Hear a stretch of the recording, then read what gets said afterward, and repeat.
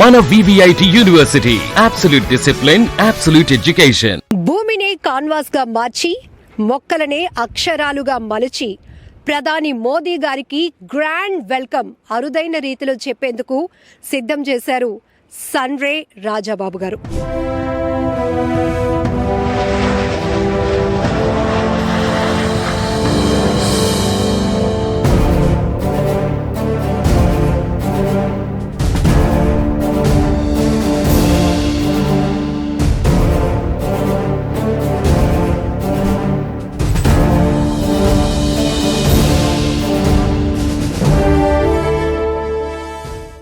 Yes, మీరు చూస్తున్నారుగా అక్కడ 30,000 మొక్కలతో ప్రకృతితో స్వాగత సందేశం అందించే విధంగా ప్లాన్ చేసినటువంటి ఈ వండర్ని చూస్తుంటే నిజంగానే ఒక అనుభూతి ప్రధాని మోదీ గారికి కలగబోతోంది. భోగాపురం అల్లూరి సీతారామరాజు ఇంటర్నేషనల్ ఎయిర్పోర్ట్ ని ప్రారంభోత్సవం చేసి జాతికి అంకితం చేయబోతున్న సందర్భంగా ప్రధాని మోదీ గారు మొట్టమొదటిసారిగా విజయనగరం జిల్లా భోగాపురం రాబోతున్నారు. కాబట్టి అదే స్థాయిలో గుర్తుండిపోయేలా అరుదైన స్వాగతం పలికేందుకు ఈ ప్లాన్ చేశారు రాజాబాబు గారు.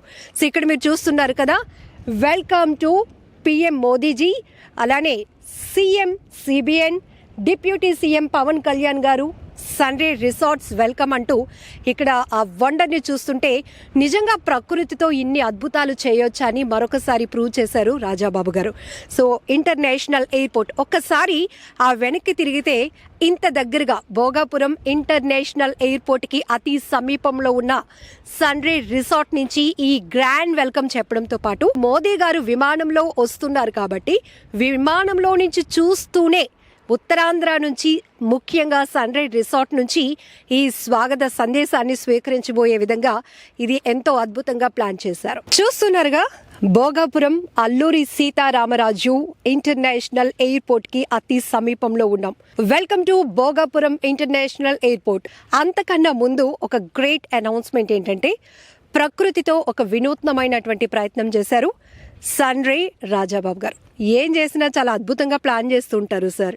ఇక్కడ చూస్తున్నారు కదా, ఇప్పటి వరకు మనం రన్వేస్ చూసాం, టెర్మినల్ టాక్సీవేస్ చూసాం, కానీ భూమిని ఒక కాన్వాస్గా మార్చేసి 30,000 మొక్కలతో ఒక గ్రాండ్ వెల్కమ్, ప్రకృతిని సుస్వాగతం పలికితే ఎలా ఉంటుందో ఆ వండర్ని చూపించే ప్రయత్నమే చేశారు రాజాబాబు గారు. ప్రధాని మోదీ గారు ఇంటర్నేషనల్ ఎయిర్పోర్ట్ ని ప్రారంభించబోతున్న సందర్భంగా, జాతికి ఈ ప్రాజెక్ట్ను అంకితం చేయబోతున్న సందర్భంగా అద్దిరిపోయేలాగా ఉత్తరాంధ్ర వెల్కమ్ చెప్పాలి అంటే ఖచ్చితంగా ఒక సిగ్నేచర్ అనేది ఉండాలి. అందుకే నేచర్ సిగ్నేచర్ గా ప్లాన్ చేశారు రాజాబాబు గారు.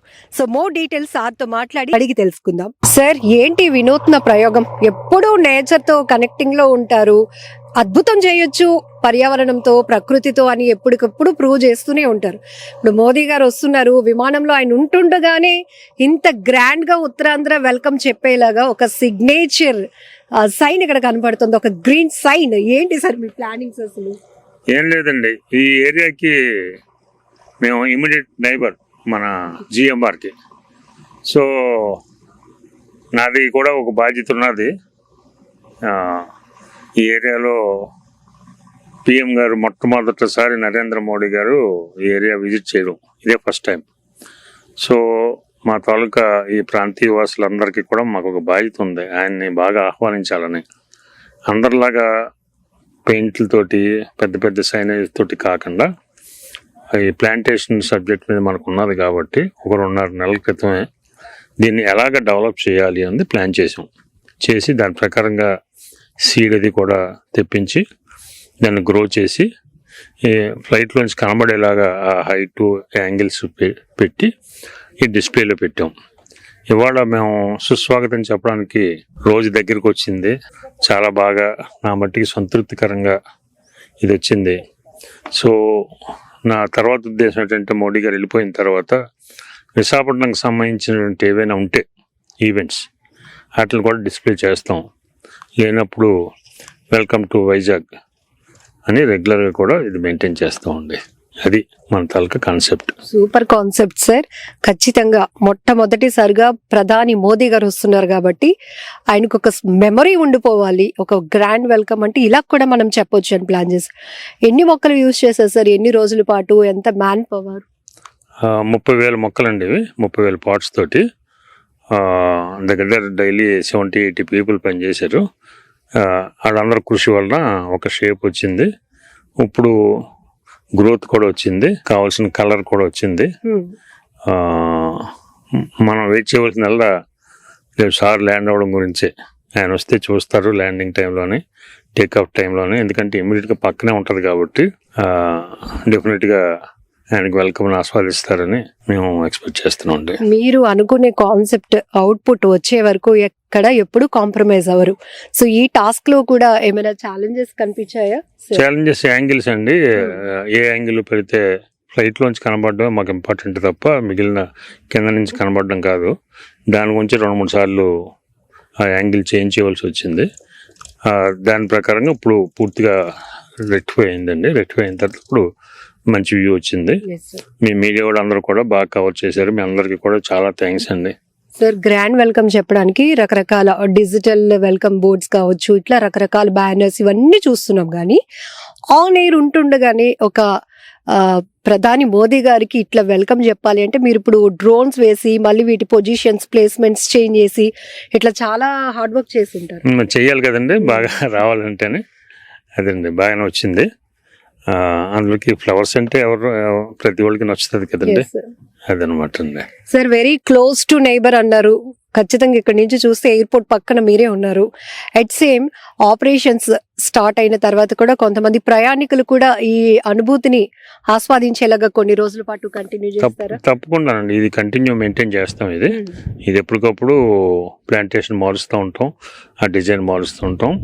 డే అండ్ నైట్ కూడా లైటింగ్ అది పెట్టి ఆ డిస్ప్లే వచ్చేలాగా చేస్తాం.